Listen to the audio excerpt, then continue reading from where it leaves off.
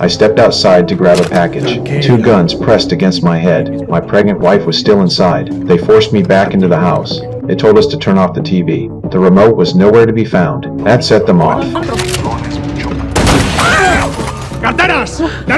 They wanted our money. I handed over my wallet just to stay alive. My wife told them her cash was in a bag in the kitchen. They tore through it and found almost nothing. This was a wealthy suburb. They refused to believe we were broke. One of them aimed his gun straight at her belly. I lost it. I told them about the safe.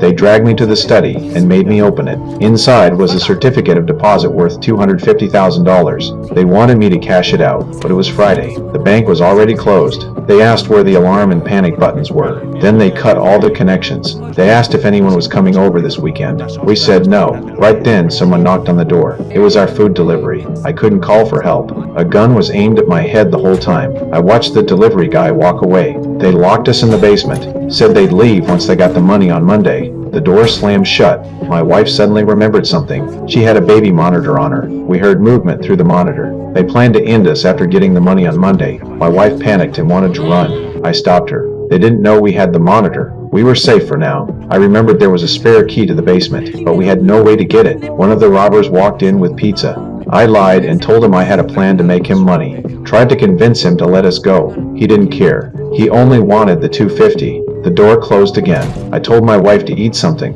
She suddenly went pale and started pounding on the door. She remembered her best friend came over every Saturday morning. If she showed up, everything would fall apart. The robbers found out someone might be coming. They made my wife call and stop her. No signal in the basement. They had to take her upstairs. The call connected. Her friend was already at the front door. My wife had no choice but to scream at her and drive her away. Her friend left, hurt and confused. The stress hit my wife hard. She threw up all over one of the robbers. He slapped her across the face, then went upstairs to change. My wife saw her chance. She played on the female robber's sympathy, said she needed anti-nausea medication, told her it was in the kitchen cabinet. While the woman searched for the pills, my wife grabbed the spare key. She even swallowed a pill right in front of her.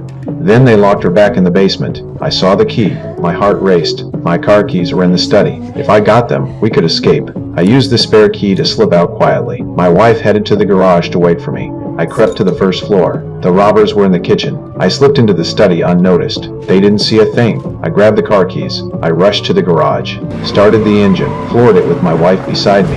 The noise caught their attention. I pushed the gas pedal to the floor. I thought we made it out, but they'd already blocked the road with their car.